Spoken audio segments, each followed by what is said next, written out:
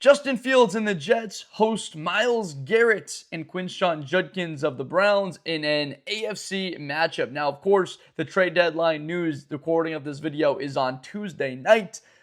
Sauce Gardner has been traded to the Colts for 2 first-round picks. Quinnen Williams has been traded to the Cowboys for a first-rounder and a second. The Jets decide to build towards their future, so that kind of helps the Cleveland Browns, who I know Sauce was dealing with the concussion protocol, but definitely will not be playing Sauce Gardner and definitely won't have to face Quinnen Williams this week now for the Dallas Cowboys as that team looks to load up. The New York Jets are a team at 1-7 that realistically don't have a shot to climb back into anything, and you can say the same thing about Cleveland, but still, this is one of those fun matchups. Two very proud franchises, two very passionate fan bases. I'm looking at Justin Fields in this game against a Cleveland team, and I'm curious.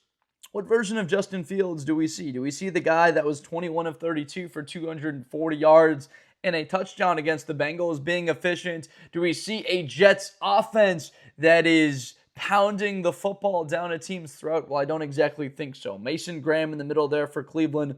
It looks like that was somewhat the right decision for the Browns. They trade back from 2 to 5, and they say, we're okay without Travis Hunter, who actually goes to IR with a knee injury, and Mason Graham's actually been okay for Cleveland. He didn't quite show up in the stat sheet against the New England Patriots, but this is the type of guy that can make a play, like have a pass deflection at the line of scrimmage. I think that there's a lot of football left to be played in his career to ultimately find out what he is. Someone we don't need to find out more, Myles Garrett, 5 sacks the last time we saw him on the field against the New England Patriots.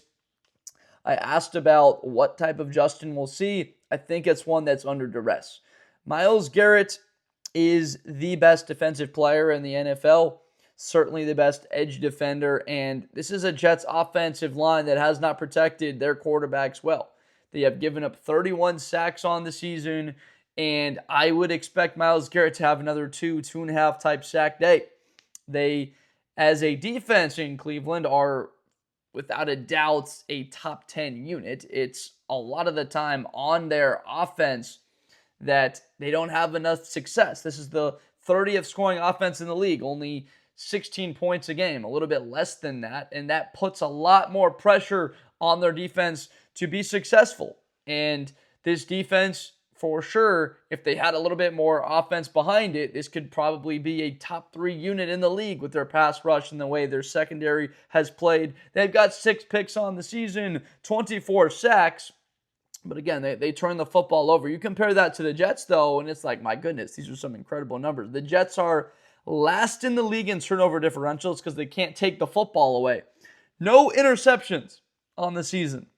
It's a historically bad secondary overall, which I kind of see in the path here now of why the Jets decide to move on for Sauce Gardner, 1 career interception, and getting the 2 first-rounders and being able to build towards the future, and they'll have 3 first-round picks in a 2027 draft that is touted to be one of the best. If you're a Cleveland Browns fan, you probably know the name Jeremiah Smith. You probably know the name Caleb Downs. You probably know the name of guys like Arvell Reese, Julian Sand. These are going to be guys that are talked about in media, in chats throughout the New York Jets fandom, which spans across the United States.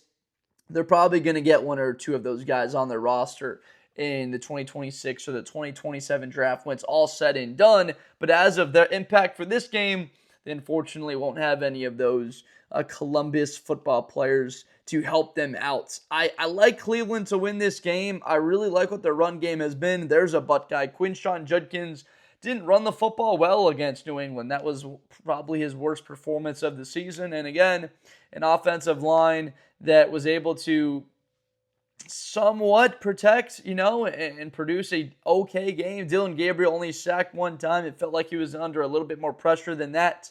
One of those weird days where they just couldn't get much going as an offense against New England. Pretty thoroughly outplayed. They were up 7-3, and in that game, down 7-9 at halftime, but the whole thing just went awry really in the second half.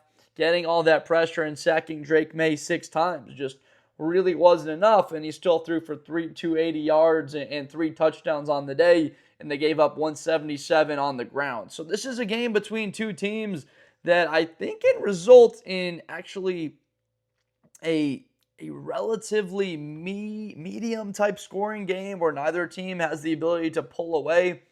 I think it will be a little bit on the lower side. I'm going to go with the Browns to win this game 23-20. I've got a lot more faith in what their defense can produce right now than what the Jets are going to look like without losing a couple of their players. It would be interesting if this is the game where the Jets produce like 2 interceptions and get those takeaways after trading away Sauce.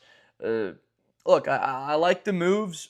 It's clearly one of the larger stories and will wind up putting the Jets in the middle of the conversation throughout the next 2 off seasons, controlling the board the next 2 years. Whatever they want to do, however they want to do it, they control everything as far as the draft capital with 5 first-round picks over the next 2 years. I can't remember a time where a team has had that many in back-to-back drafts. Maybe the Cleveland Browns are able to compete with that a few seasons ago. But with Cleveland, again, this ground game against that Jets defensive front, I watched that Cincinnati and Jets game, and I just saw consistently how many gaps and how many wide open holes Cincy had. They ran for 181, 8 yards a carry, 3 touchdowns on the day overall. Even saw a guy like Joe Flacco have some scrambles. So maybe Dillon Gabriel is able to use his legs a couple of times in this game. Clearly, the Cleveland Browns wide receiving core could use a guy like Carnell Tate, in this upcoming draft on their roster. They might be in a position that's in a perfect spot to take a guy like that. Maybe if Cleveland fans are probably eyeing a guy in Caleb Downs at this point. It's too bad that we have to talk about draft prospects or only halfway through the season, but that's just how it is at times in the AFC for teams like Cleveland and the Jets. They're not too unfamiliar with that, but in that receiving core for Cleveland, they do need a little bit of help in adding guys. Harold Fannin has been a very nice addition, the kid out of Bowling Green. And Njoku, the 2 tight ends, probably one of the better tight end groups in the NFL. It's just been the receiving core. You've seen Isaiah Bond be hurt, Jerry Jeudy. That really hasn't panned out at all this season. You're expecting him to have a really large year.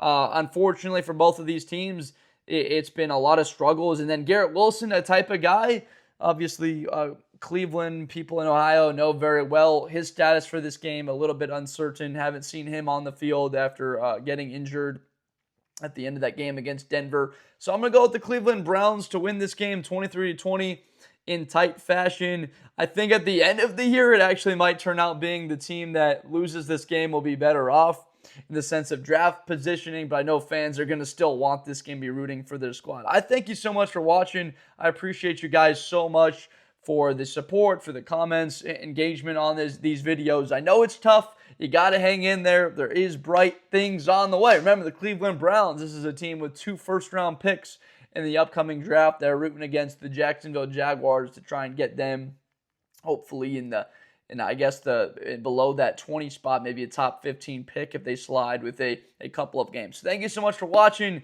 I appreciate you guys so much for watching this Blitz with Blender video. Again, I'm Josh Blender.